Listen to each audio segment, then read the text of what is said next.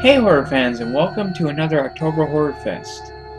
Today's review is on Halloween H20 20 years later, aka Halloween 7 The Revenge of Laurie Strode. Halloween H20 was set 20 years after the original and marks the return of Jamie Lee Curtis. The film was released on August 5th, 1998, which everyone thinks should have been released in October, on a budget of $17 million and managed to make $73 million worldwide. Halloween H20 does not follow the story of the previous three films, though it was talked about. They decided to purge the story and only follow the events of the original two films, featuring Jamie Lee Curtis. Jamie Lee Curtis wanted John Carpenter and Deborah Hill to come back and do the project, but John Carpenter and the late Mustafa Akkad couldn't come to an agreement on Carpenter's director's fee.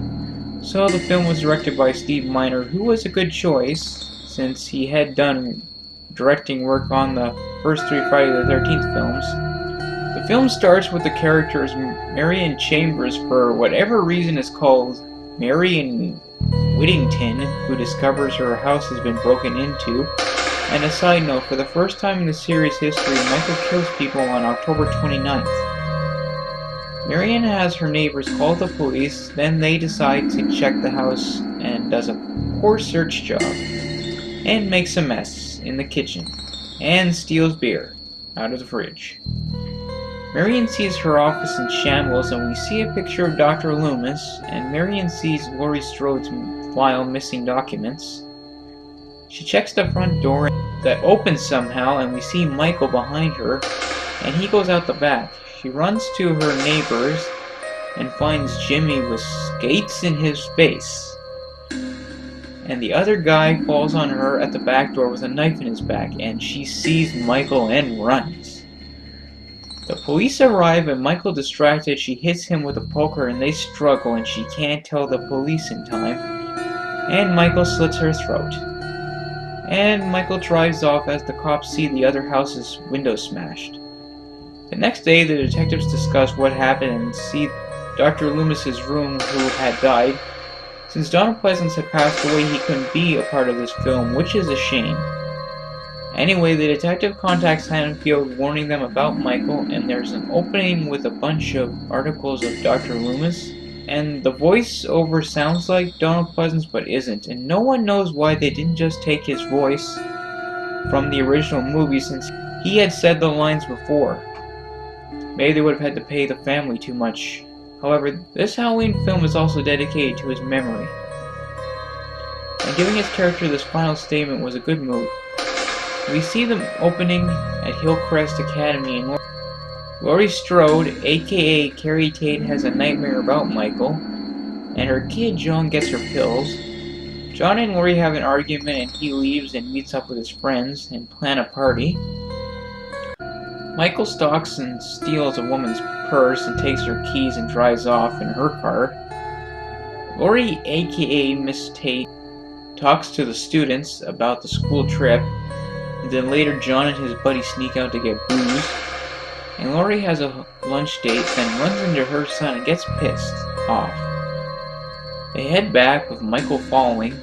Laurie is angry at the security guard, and later John and his girlfriend Molly look at the party set up, and they kiss.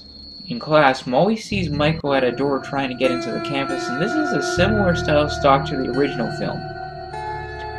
The kids head to the school buses, and Laurie thinks her son is on it, but isn't.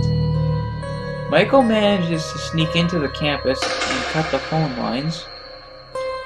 Laurie has a date with the school's counselor, and the group have their party. Michael starts killing the kids, one with a corkscrew, and after another chase and crushing a girl's leg, stabs her. John and Molly discover Sarah's dead body, attached to a light, and see Michael and run, and after a fight and being stabbed and Molly hitting Michael with a rock, they get inside a gate and lose the keys, and Michael almost gets them but is saved by Laurie, and she sees Michael for the first time in 20 years.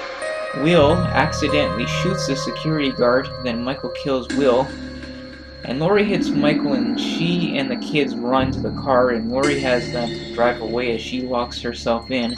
and grabs a fire axe and hunts down Michael. Michael comes down from a ceiling and Laurie hits him in the shoulder with an axe, and Michael gets her in the same arm from the first film. And Laurie and Michael have a cat and mouse chase, then she stabs him with a flagpole. Then after another chase, throws knives at him and knees him in the balls. And after one final chase, Laurie stabs into Michael and he falls off the edge onto a table. But before Laurie could finish the job, she is stopped by the not-dead security guard. However, after they steal Michael's body bag, she steals the truck and drives off. And Michael comes out of the body bag and she slams the brakes, sending him through the windshield.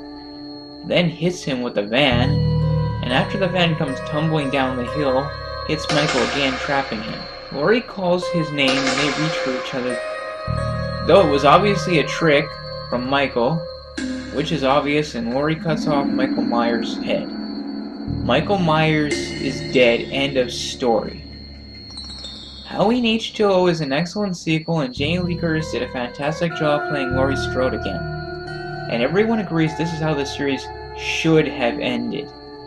I already did an episode on how Michael Myers did die in Halloween H20, but I will discuss that more in Halloween Resurrections review. This film is Jamie Lee Curtis, all the way. She is responsible for creating this masterpiece and we thank her for it. And see Laurie Strode kick the crap out of Michael Myers was all the sweeter. I'd say after the first two films, this is the best in the series, hands down. Please tune in tomorrow as I review Halloween Resurrection. This is the Entertainment Wizard, signing off.